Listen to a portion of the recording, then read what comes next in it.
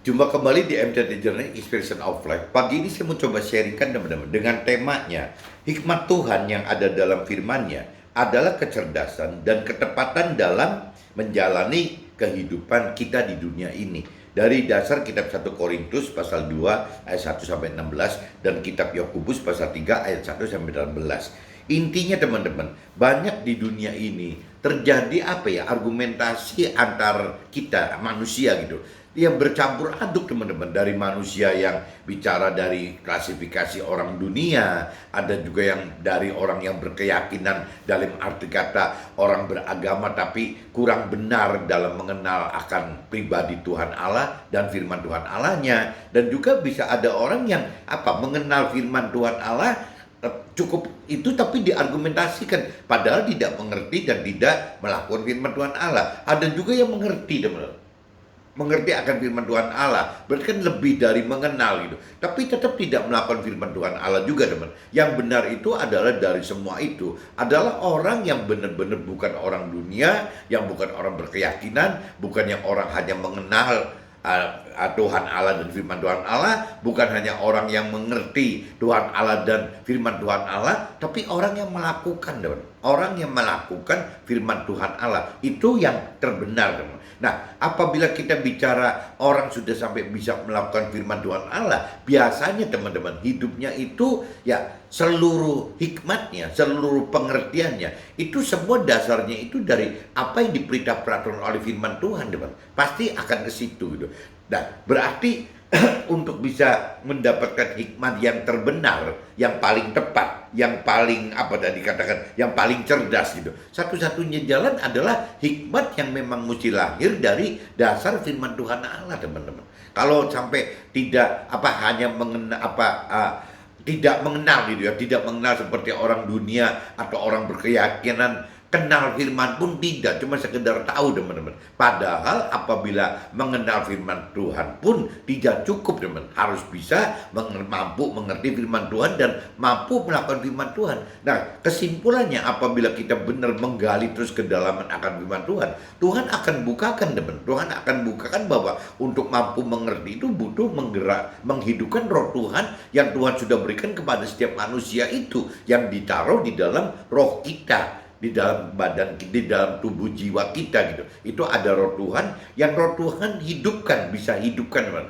Bagi orang yang mengasihi Tuhan, ya akan dihidupkan, sehingga roh Tuhan itu yang membuat kemampuan untuk mengerti teman. Untuk mengerti firman Tuhan itu maunya apa dari pikiran perasaan kehendak Tuhan, itu bisa kebuka teman. Jadi harus ada roh Tuhan untuk mampu kita mengerti firman Tuhan dari pikiran perasaan kehendak Tuhan, dari jiwa Tuhan. Begitupun dalam hal melakukannya teman. Dalam hal melakukan firman Tuhan, apabila tidak ada roh Tuhan yang dihidupkan oleh Tuhan di dalam kita, untuk melakukan firman Tuhan itu pasti nggak berani teman. Pasti ragu-ragu dan ya pasti banyak tidak dilakukannya teman. Karena bagi orang dunia, apabila kita dengan pola pikir kita sebagai orang dunia atau orang berkeyakinan dengan pikiran perasaan kehendak manusianya gitu, secara duniawi, yang namanya melakukan firman Tuhan itu adalah ketidakwajaran dan kebodohan teman. Bagi dunia itu seperti itu gitu.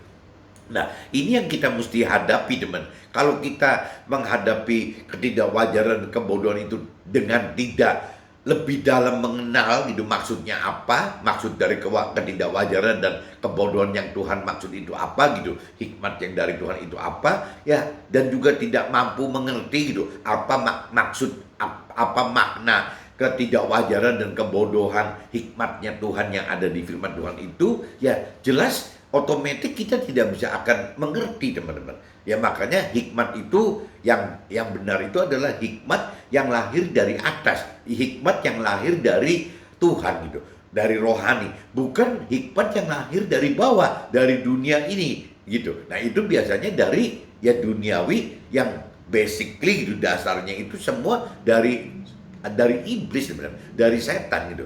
Jadi apabila kita terbawa dengan hikmat-hikmat yang dari duniawi, itu kurang lebih juga sama dengan apa yang memang iblis setan rencanakan, rancang dan kehendaki untuk manusia mengalami itu teman-teman. Apabila manusia masuk ke dalam rancangan dan kehendak iblis gitu, dalam hal istilahnya masuk ke dalam rancangan kehendak duniawi tadi, pasti kurang lebih yang diarahkan oleh iblis itu adalah hal-hal yang dianggap wajar dan pandai gitu, pintar itu. Contohnya nomor satu, iblis akan katakan bahwa ya orang hidup di dunia ini ya harus dengan target sukses duniawi. Ya kalau enggak buat apa gitu. Kalau target sukses akhirat, tugas untuk keselamatan akhirat buat apa? Toh sekarang kita masih ada di bumi, ada di dunia. Berarti kenapa kita mesti mikir yang untuk akhirat nanti sekarang gitu. Nanti saja. Sekarang kita masih menginjak di bumi. Itu banyak sekali orang yang berkata seperti itu, Bang.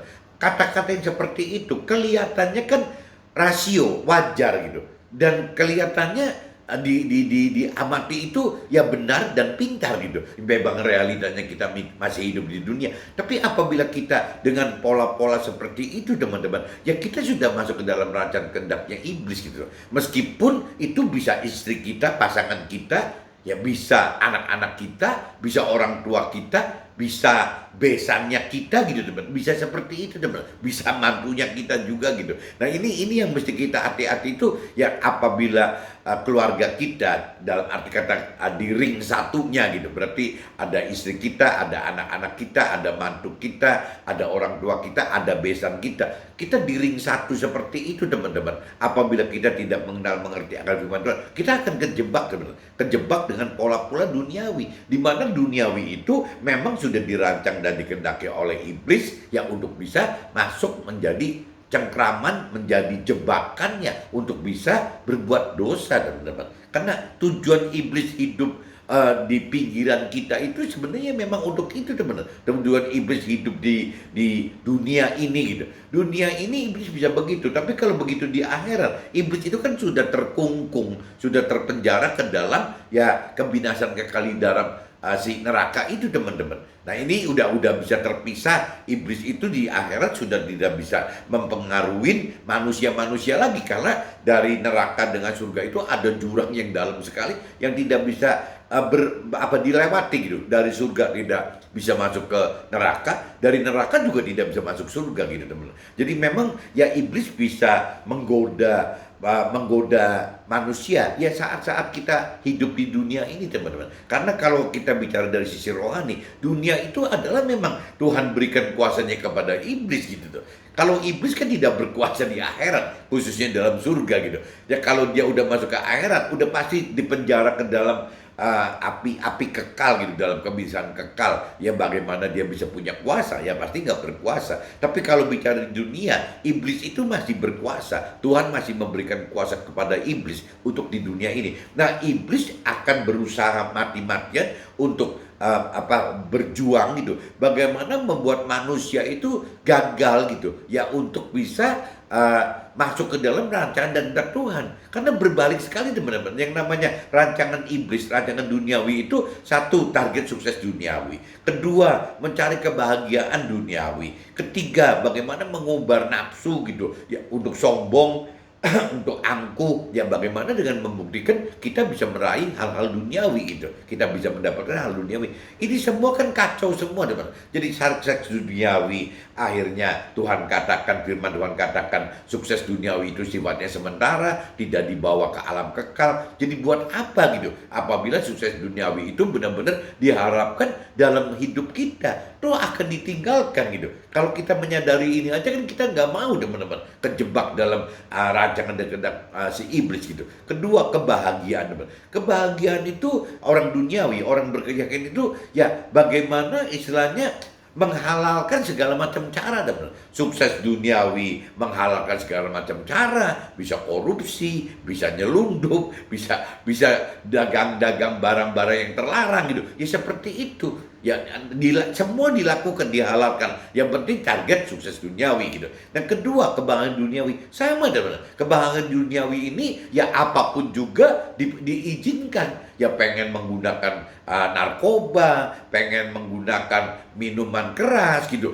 pengen apa lagi? Ya segala macamnya. Apa hidup di dalam dunia gemerlap malam gitu. Ya semua dilakukan, teman. Bagaimana kalau ribut dengan istrinya atau dengan suaminya, akhirnya jadi cari selingkuhan gitu. Ya semua dicari, yang penting bisa mendapatkan kebahagiaan duniawi. itu kan kacau teman-teman. Nah yang ketiganya yang tadi, ya bagaimana dengan sukses duniawi yang berarti bisa mendapatkan satu hal-hal yang sifatnya materi duniawi. Nah ini dipakai teman-teman untuk bisa mengadakan semua barang-barang yang memang dianggap ya bisa menjadi kesombongan atau keangkuhan bagi si cerminan orang sukses duniawi ini teman-teman. Orang bahagia duniawi ini gitu. Dicerminkan dalam bentuk benda-benda, dari mulai yang namanya apa?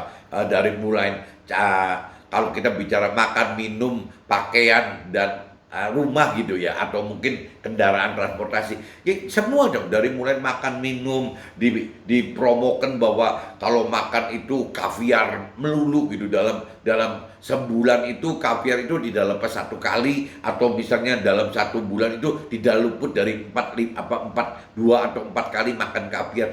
Nah, kaviar itu kan jutaan teman-teman. Kalau yang saya tahu tuh, kaviar itu jutaan. Nah, sedangkan dari sisi yang orang-orang ini menengah dan di bawah, kadang-kadang ya dia makan cuman bisa makan nasi kucing gitu. Nasi kucing kalau di Cirebon untuk tahun 2022 harganya sekitar 3 sampai 4 ribu teman-teman.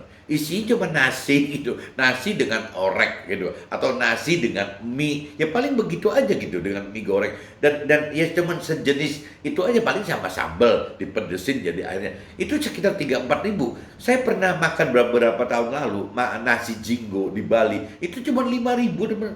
Ya, dan kalau kita bicara di Cirebon gitu, ada makanan khas Cirebon, nasi jamblang. Apabila kita bukan kita makan di tempat di street food gitu ya, di pinggir-pinggir jalan, tapi enak teman-teman. Itu 10 ribu itu udah apa ya? Kalau buat sarapan 10 ribu itu sudah kenyang, sudah enak, sudah murah, sudah sehat. Kita bisa milih menu yang benar gitu, yang tidak terlalu kolesterol gitu. Ya kita bisa makan apa? Pengganti dagingnya bisa proteinnya dari tahu, dari tempe gitu kan. Ada telur di situ, mau telur ayam, telur puyuh. Itu 10 ribu itu sudah nggak kira-kira teman-teman. Saya nggak ngerti di kotanya teman-teman gitu, atau di keluarga saya di luar kota Cirebon, ada nggak sih makanan yang masih begitu gitu, yang enak, yang murah, yang sehat gitu. Nah ini saya nggak ngerti. Kalau di Cirebon baru tadi pagi saya makan nasi jamblang, dan ya kondisi gitu teman-teman. Jadi saya nggak ngerti kalau untuk orang-orang dunia gitu, kalau orang-orang di dunia untuk membuktikan kehebatan dari hal makan dan minum, kadang-kadang ya tidak ngerti apa berani gitu makan, contohnya makan nasi jamblang yang di street food meskipun bersih dan murah itu gitu. Belum tentu berani teman-teman. Ada pride, ada gengsi yang dipertaruhkan di situ gitu. Nah itu kan kembali lagi, yaitu karena kita pengen sombong, kita pengen angkuh, jadi akhirnya dalam hal makan aja, kalau makanannya sudah 10 ribu, di bawah 10 ribu, di bawah 5 ribu, dianggapnya itu bukan makanan gua, yaitu makanan orang-orang yang susah gitu. Nah itu keangkuhan, kesombongan itu seperti itu teman-teman. Jadi cerita dari makan minum aja sudah begitu teman-teman. Ya belum bicara dari sisi apa, pakaian gitu, apa yang dipakai, aksesorisnya, pakaian dan aksesoris sama aja teman-teman ya. Saya kadang-kadang bingung juga gitu. Kalau saya ngelihat misalnya kita keliling-keliling di Dep Store gitu, di Dep Store, apalagi kalau ada butik gitu kan, itu satu kemeja tangan pendek buat pria, itu ya kalau saya perhatikan pasti harganya 200-300 ribu. Itu yang mereknya normal teman. Kalau mereknya yang benar-benar kenal, itu juta teman-teman, jutaan gitu. Jadi bisa satu kaos seperti kaos t-shirt begitu, kalau ada yang kelas-kelas menengah itu sekitar 300-400 ribu gitu. Kemeja itu mungkin sekitar 400-500 ribu yang di kelas menengah teman. Tapi begitu kita naik ke atas gitu, yang jutaan juga banyak teman-teman gitu. Ya kemeja, kaos yang jutaan satu piece itu banyak sekali teman. Tapi kalau kita ngelihat di online, saya baru kaget gitu. Saya ngelihat di online gitu, di Tokopedia atau Bukalapak atau yang toko lainnya gitu, di online store gitu. Saya buka, kemeja itu dalam kondisi yang cukup baik teman-teman. Ya ada kok yang harganya pantas buat ngantor 50 ribu.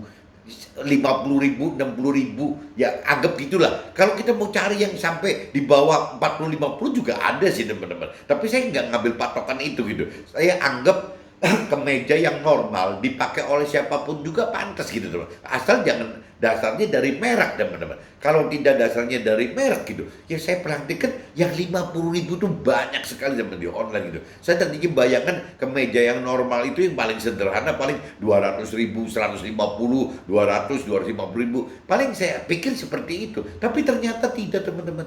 Ternyata banyak kemeja yang cuma 50.000. Nah, kembali ke cuman memang yang kelas-kelas seperti itu, teman-teman, tidak bisa kita ngomong pakai branded. Contoh misalnya celana apa denim gitu. Celana denim merek-merek ini saya sebut namanya aja, misalnya celana denim yang Levi's gitu. Levi's itu kalau saya pelajarin itu kira-kira harganya sekitar 700.000 sampai 1 juta, 2 juta, 3 juta. Ada yang seperti itu, teman. Tapi paling murah 700.000, teman. Padahal denim di dalam online itu, kalau kita tidak pakai merek Levi's-nya atau tidak pakai merek-merek yang kelas atas gitu, ya itu ya 100.000 juga dapat, teman-teman.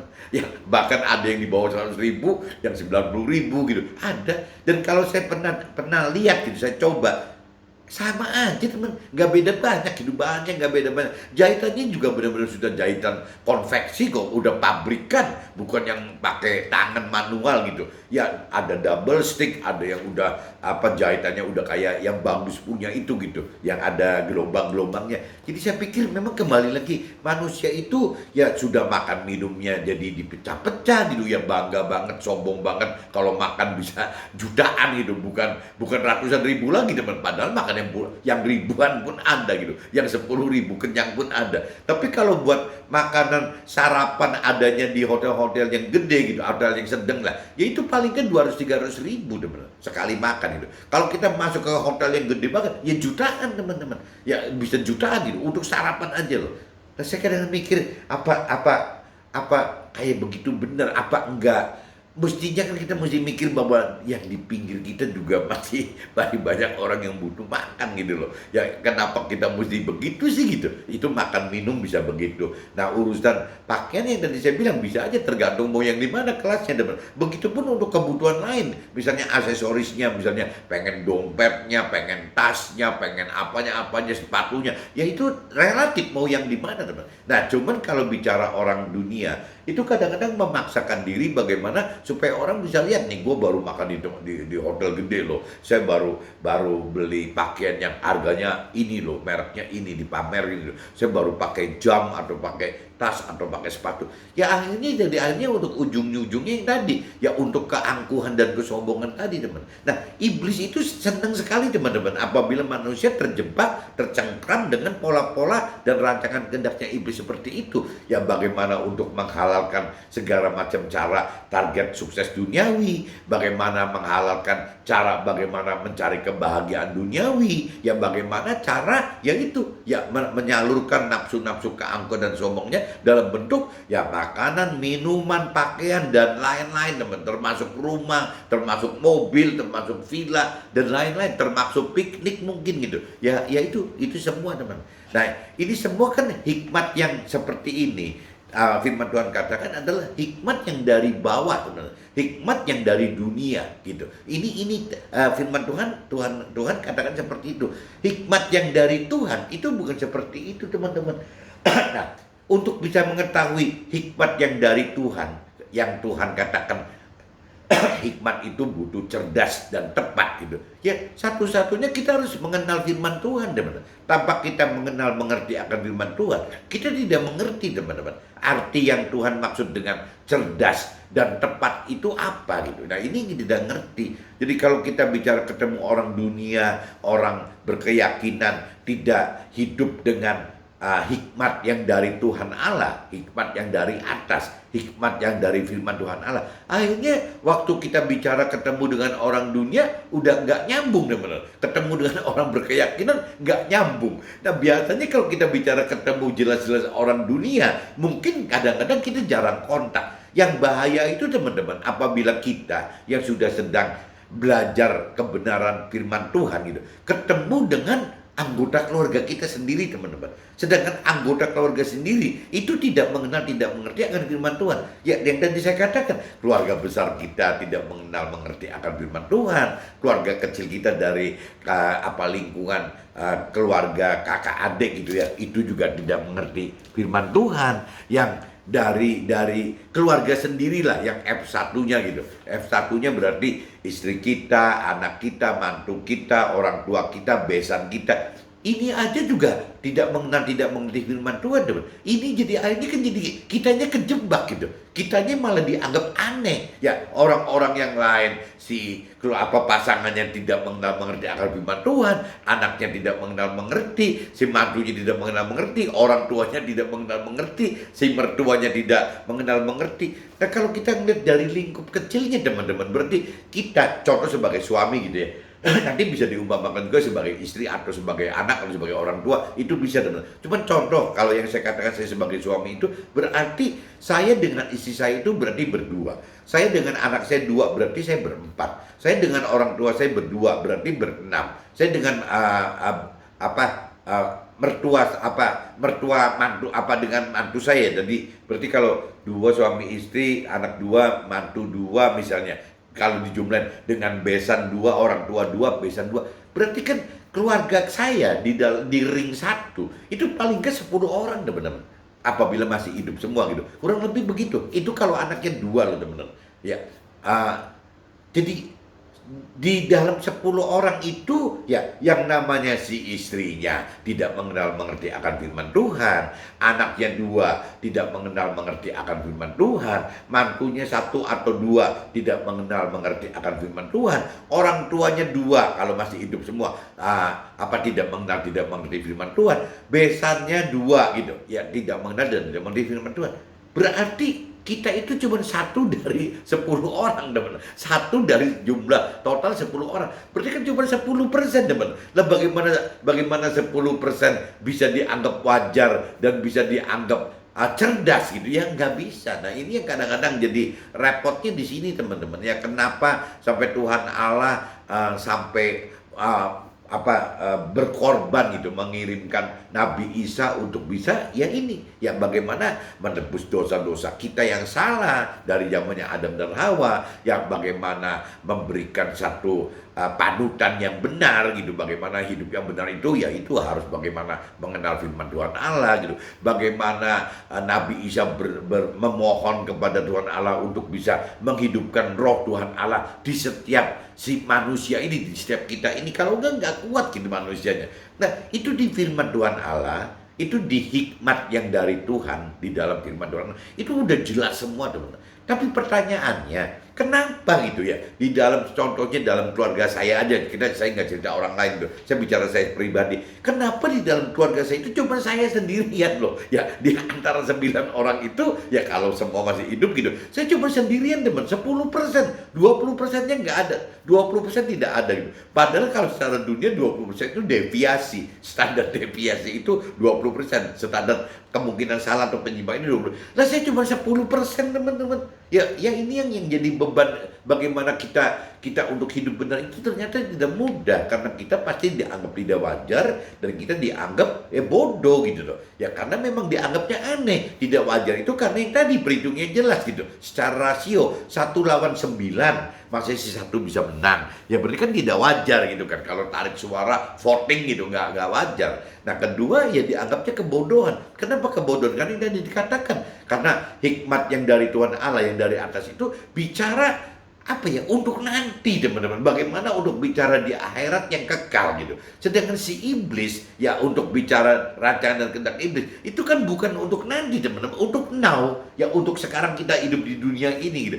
Nah, orangnya pasti beranggapan bahwa yang pinter ya iblis, yang bener ya iblis gitu. Karena bicaranya kan saat ini gitu. Nah, mulai iblis masukin yang tadi, ya bagaimana menghalalkan segala cara untuk dapat target sukses duniawi, bagaimana mencarakan segala macam cara untuk bisa mendapatkan kebahagiaan, bagaimana untuk bisa mengumbar nafsu gitu dengan segala cara ya untuk bisa membuktikan keangkuhan dan kesombongannya. Itu. Nah, kalau orang dunia dan orang berkeyakinan ini masuk ke dalam rancangan dan kehendak ini, teman-teman, pasti tidak melakukan firman Tuhan. Nah, rumusnya firman Tuhan, rumusnya Tuhan Allah, apabila orang yang tidak melakukan firman Tuhan, ya pasti masuk ke dalam kebinasaan kekal di neraka. Itu pasti, teman-teman. Ya, firmannya memang katakan begitu. Dan wajar aja gitu, karena melakukan segala hal yang dirancang dan dikehendaki iblis. di dunia ini, di akhiratnya iblisnya di dalam neraka kok. Ya berarti orang-orang yang sudah dengan sesama dengan rancangan kehendaknya iblis, itu semua tertarik ke dalam neraka semua. Lah tujuannya iblis kan jadi tercapai, teman.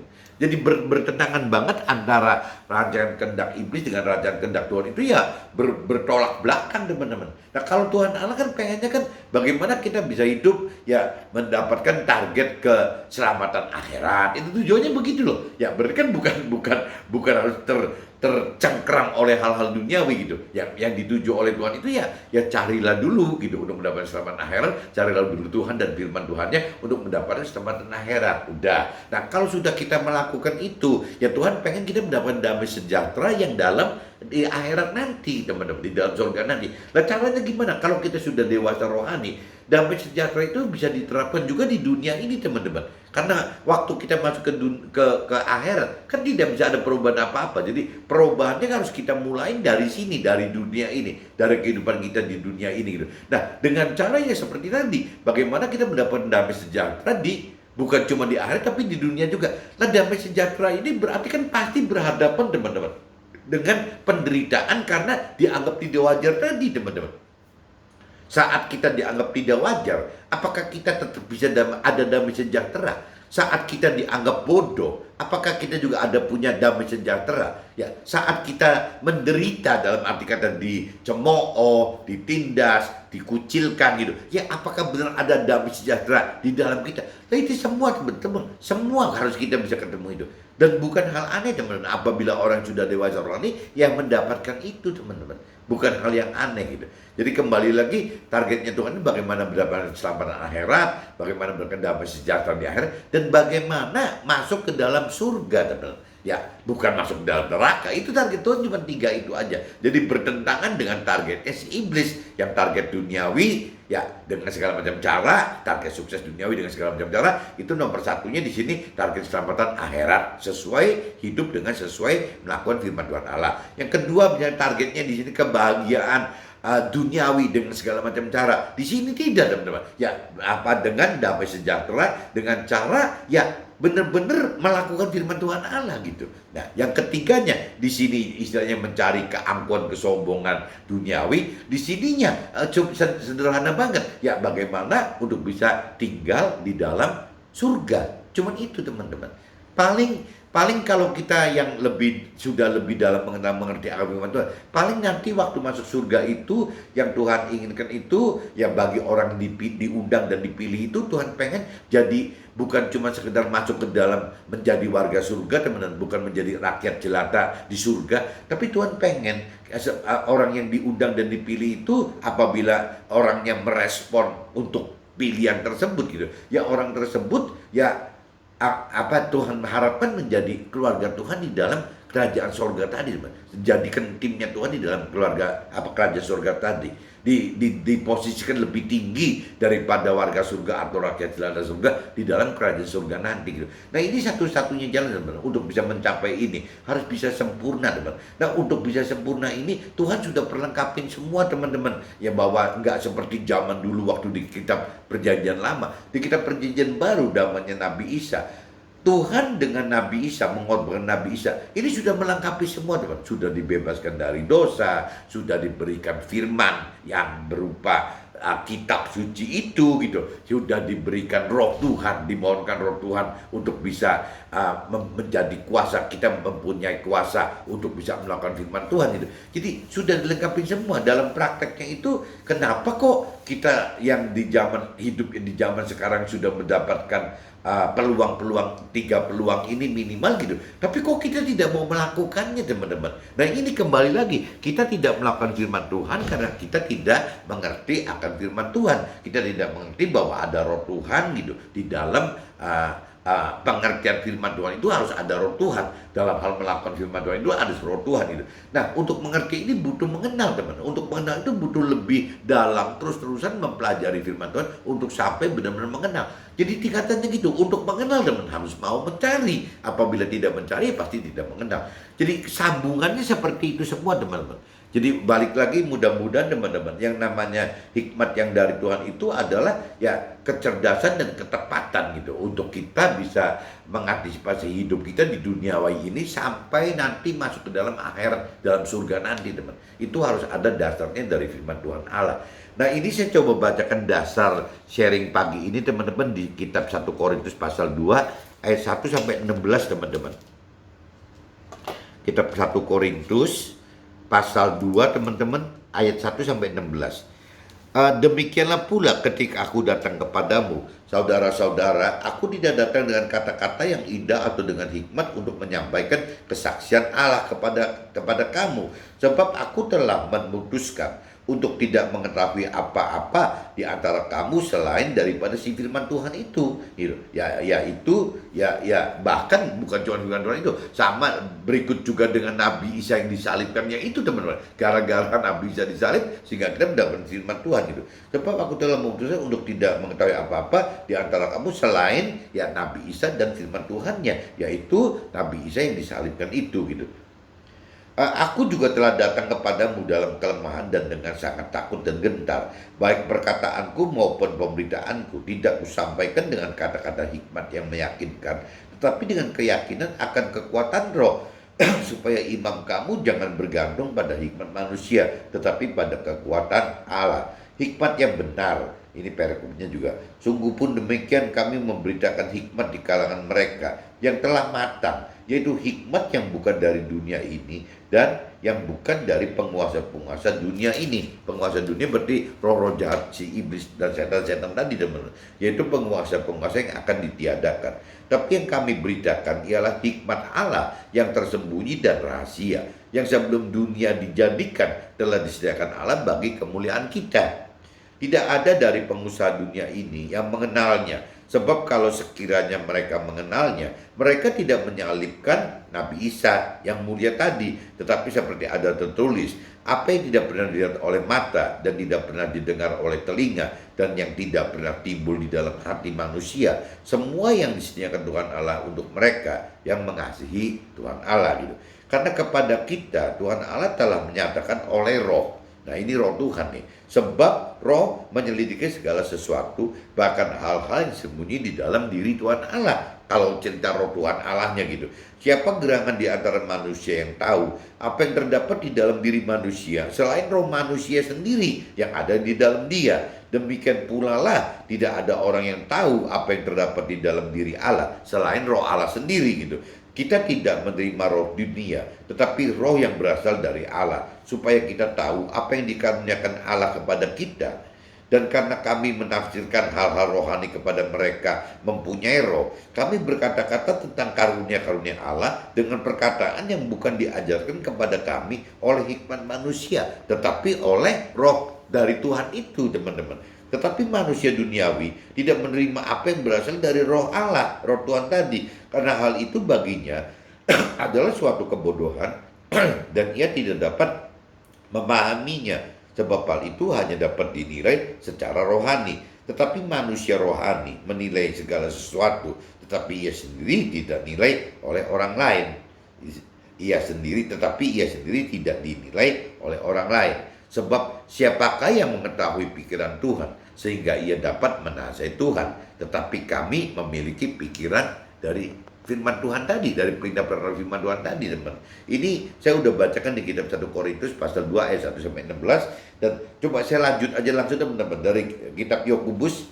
Teman-teman cari kitab Yakobus pasal 3 teman-teman, ayat 1 sampai 18 teman-teman. Judul perikopnya dosa karena lidah. Dosa karena lidah berarti perkataan itu. Ini bicara perkataan. Saudara-saudaraku, janganlah banyak orang di antara kamu mau menjadi guru, sebab kita tahu bahwa sebagai guru kita tidak akan dihakimi menurut ukuran yang lebih berat. Bahwa sebagai guru kita akan dihakimi menurut ukuran yang lebih berat. Kita akan dihakimi dengan ukuran yang lebih berat kalau kita jadi guru. Maksudnya jadi sering ngomong ini, dia akan dihukum lebih berat kalau kita salah ngomongnya gitu tuh. Sebab kita semua bersalah dalam banyak hal. Barang siapa tidak bersalah dalam perkataannya, ia adalah orang yang sempurna, yang dapat juga mengendalikan seluruh tubuhnya. Kita mengenakan kekang pada mulut kuda sehingga ia menuruti kehendak kita. Dengan jalan demikian kita dapat mengendalikan seluruh tubuhnya. Itu apabila cerita kuda, teman-teman. Mulutnya dikekang gitu. Dan lihat saja kapal. Ya, kita lihat saja kapal-kapal. Walaupun amat besar dan digerakkan oleh angin keras, namun dapat dikendalikan oleh kemudi yang amat kecil menurut kehendak jurumudi gitu. Demikian juga lidah, walaupun suatu anggota kecil dari tubuh, namun dapat memegahkan perkara-perkara yang besar. Lihatlah betapapun kecilnya api, ia dapat membakar hutan yang besar. Lidah pun adalah api, yang merupakan suatu dunia kejahatan, mengambil tempat di antara anggota-anggota tubuh kita sebagai sesuatu dapat menodai seluruh tubuh dan menyalakan roda kehidupan kita, sedang ia sendiri dijalankan oleh api neraka. Semua jenis binatang liar, burung-burung serta binatang-binatang menjalar dan binatang-binatang laut dapat dijinakan dan telah dijinakan oleh sifat manusia. Tetapi tidak seorang pun yang berkuasa menjinakkan lidah. Ia adalah sesuatu yang buas, yang mematikan. Dengan lidah kita memuji Tuhan, Tuhan Allah kita, dan dengan lidah kita mengutuk manusia yang diciptakan menurut rupa Tuhan Allah gitu. Dari mulut yang satu keluar berkat dan kutuk. Hal ini, saudara-saudaraku, tidak boleh demikian terjadi. Adakah sumber memancarkan air tawar dan air pahit dari mata air yang sama? Saudara-saudaraku, adakah pohon yang dapat menghasilkan buah zaitun dan adakah pohon anggur dapat menghasilkan buah ara? Demikian juga mata air yang tidak dapat mengeluarkan air tawar gitu. Nah, ini saya lanjut lagi di hikmat yang dari ini sampai nomor 18, teman-teman. Hikmat yang dari atas, ini paragrafnya judulnya itu. Siapakah di antara kamu yang bijak dan berbudi? Baiklah ia dengan cara hidup yang baik, menyatakan perbuatannya oleh hikmat yang lahir dari kelemah lembutan. Ya, jika kamu menaruh perasaan iri hati dan kamu mementingkan diri sendiri, janganlah kamu memegahkan diri dan janganlah berdosa melawan kebenaran. Itu bukanlah hikmat yang datang dari atas, tetapi dari dunia, dari nafsu dunia dan dari setan-setan. Sebab di mana ada iri hati dan mementingkan diri sendiri, di situ ada kekacauan dan segala macam perbuatan jahat. Tetapi hikmat yang dari atas adalah pertama-tama murni, selanjutnya pendamai, peramah, penurut, penuh belas kasihan, dan buah-buah yang baik, tidak memihak dan tidak munafik gitu. Dan buah yang terdiri dari kebenaran ditaburkan dalam damai untuk mereka yang mengadakan damai. Ini saya sudah selesai bacakan dalam kitab Yakobus pasal 2 ayat 1 sampai 16, dan saya lanjutkan tadi dari kitab Yakobus pasal 3 ayat 1 sampai 18, teman-teman. Nah, ini saya coba langsung masuk ke draft aja, teman-teman. Masuk ke draftnya saya gitu. Dalam 1 Korintus pasal 2 ayat 1 sampai 5, iman percaya yang benar tidak tergantung dari hikmat manusia, tetapi tergantung kepada hikmat yang dari kekuatan Tuhan dengan dasar firman Tuhan dan keyakinan serta kekuatan dari Roh Tuhan, walaupun disampaikan dengan kelemahan dan takut serta gentar serta terkesan kurang berhikmat dan tidak meyakinkan.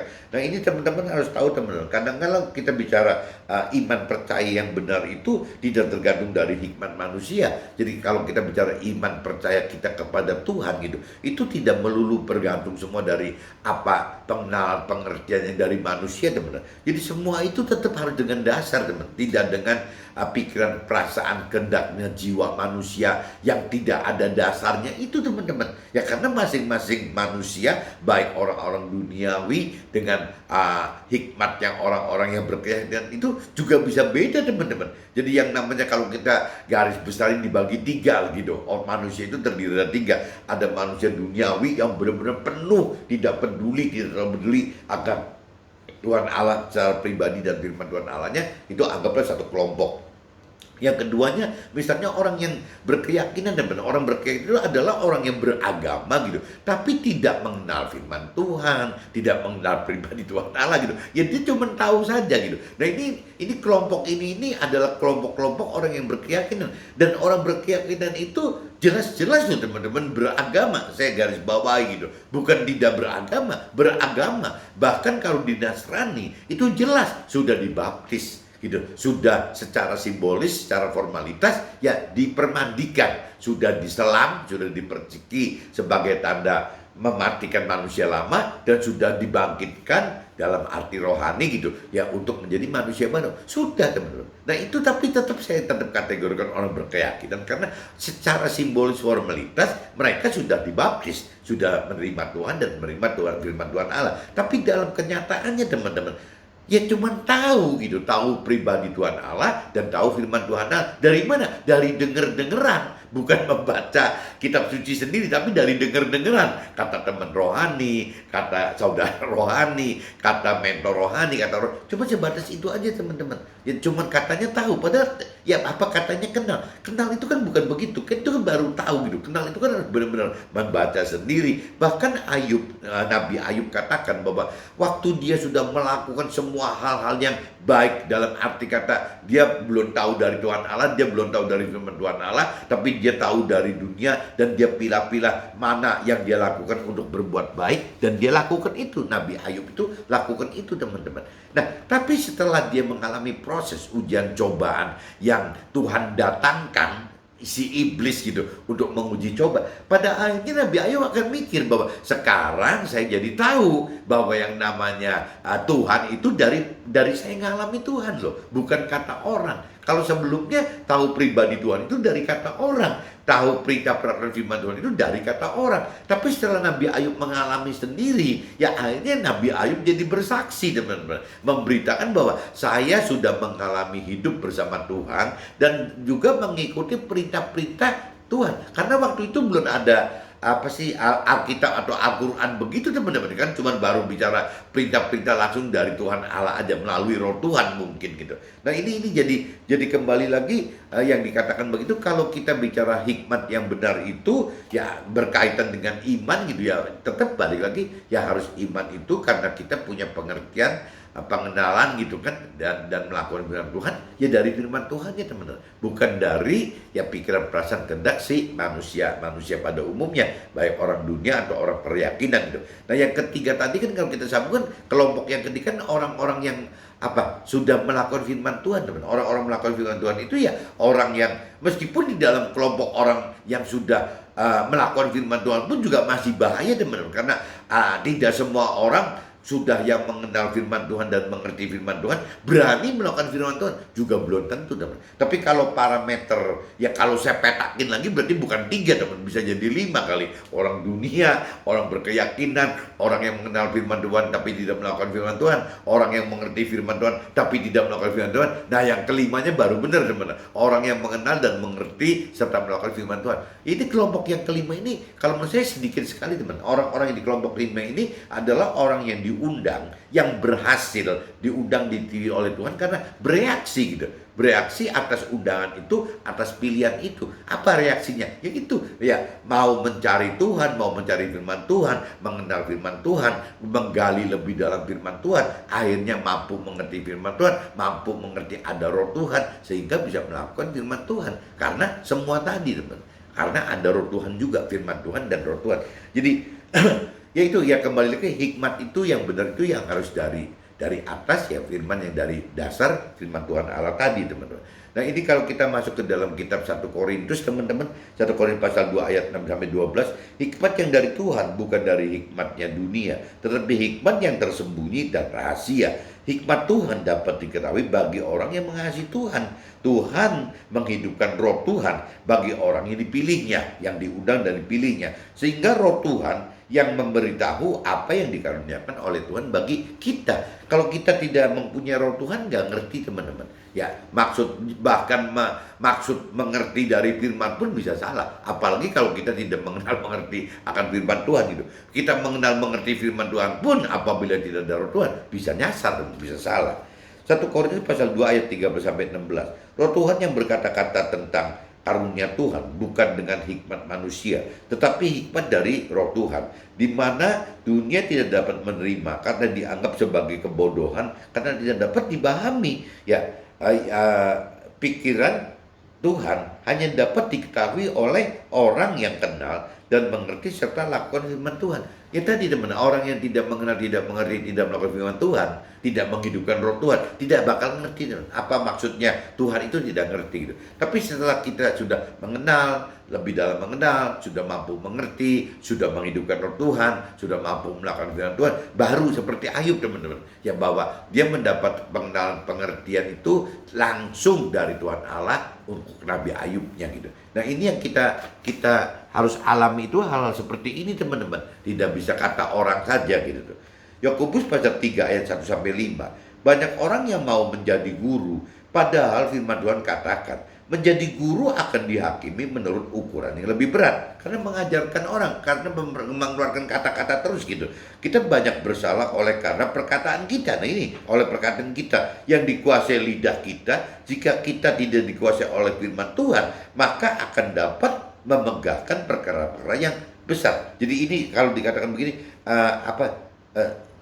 jika kita dikuasai oleh firman Tuhan, jadi kalau lidah kita dikuasai oleh firman Tuhan teman-teman, maka akan dapat memegahkan perkara-perkara yang besar yang dari Tuhan Allah. Maksudnya gitu teman-teman. Tapi kalau misalnya lidah ini tidak terkontrol, tidak dikuasai oleh Tuhan, tidak dikuasai oleh kita, tidak dikuasai oleh Tuhan melalui firman Tuhan, terlalu bahaya teman. Lidah ini bahaya sekali gitu. Ya cuman ngomong-ngomong itu malah hukum duniawi dan rohani yang berat gitu. Tapi kalau lidah ini benar dikuasai nih oleh kita, oleh roh Tuhan, oleh firman Tuhan, ya mestinya lidah ini bisa membuat perkara-perkara yang besar teman-teman. Yakobus pasal 3 ayat 6 sampai 12. Lidah ibarat api, dapat menjadi sumber kejahatan apabila kita tidak dapat menguasai. Ya lidah dapat memuji Tuhan, tapi juga bisa mengutuk manusia yang Tuhan ciptakan serupa Tuhan gitu. Ya dari lidah yang sama dapat keluar berkat atau bisa juga keluar kutuk. Nah ini lidah ini bahayanya gini teman, bisa memuji Tuhan tapi bisa juga memaki-maki manusia. Padahal firman Tuhan katakan manusia itu kan ciptaannya Tuhan gitu. Ya kenapa kok berani-beraninya menghina, memaki-maki manusia gitu. Nah itu, begitupun juga lidah itu bisa memberkati dan bisa mengutuk. Jadi lidah itu memang kecil tapi bahaya sekali teman-teman. Yakobus pasal 3 ayat 13 sampai 18. Hikmat yang dari Tuhan adalah murni dan pendamai, peramah, penurut, penuh belas kasihan dan buah-buah yang baik, tidak memihak dan tidak munafik. Buah kebenaran ditaburkan dalam damai untuk mereka yang adakan kedamaian sesuai hikmat yang dari Tuhan. Jadi kalau kita pengen tahu teman-teman orang yang berhikmat maksimal, ya contohnya seperti ini teman-teman. Ya, ada nggak karakter yang kelihatan dari luar? Itu kan mungkin karakter yang tadi dikatakan gitu ya. Hikmat yang dari Tuhan itu adalah murni dan pendamai. Ya berarti orang ini akan kelihatan damai gitu. Orang ini pendamai, kelihatan damai. Orang itu kelihatan peramah teman-teman. Ini dari luarnya loh. Kalau dari dalamnya kan susah. Jadi kalau ada orang yang mengaku berhikmat yang dari Tuhan tapi tidak damai, gerasa gerusu nggak keruan, yang namanya tidak ramah, yang misalnya judes, galak, nggak keruan gitu, tidak menurut gitu ya, seolah-olah pengen menang sendiri ya, tidak penuh belas kasihan, tidak ada belas kasihan pada orang itu gitu, dan buah-buahnya tidak baik ya, dan suka memihak gitu, memihak yang salah satu pihak gitu, dan juga kadang-kadang jadi munafik gitu, bukan memihak aja tapi munafik. Nah, contoh-contoh buah-buah yang seperti ini adalah buah-buah yang tidak baik teman-teman. Ya berarti buah-buah bukan buah-buah kebenaran yang dari Tuhan. Ini salah gitu. Ini jangan-jangan buah-buah yang lahir dari si iblis gitu. Bisa seperti itu. Jadi kalau buah kebenaran itu yang ditaburkan dalam damai itu ya untuk mereka yang adakan kedamaian, yang istilahnya ingin hidup damai sesuai dengan hikmat yang dari Tuhan tadi teman-teman. Nah kembali lagi teman-teman, kalau hikmat yang dari Tuhan yang ada dalam firman-Nya adalah kecerdasan dan ketepatan dalam jalani kehidupan di dunia secara damai. Kan gampang gitu teman. Apabila tidak apabila kita melakukan hal-hal firman tapi tidak damai, ya berarti tanda tanya teman, apakah kita ada di dalam hal ini enggak gitu. Karena kembali lagi hikmat Tuhan yang ada dalam firman-Nya adalah kecerdasan dan ketepatan dalam jalankan kehidupan di dunia ini dengan damai. Harus damai teman. Oke teman-teman, see you, bye bye.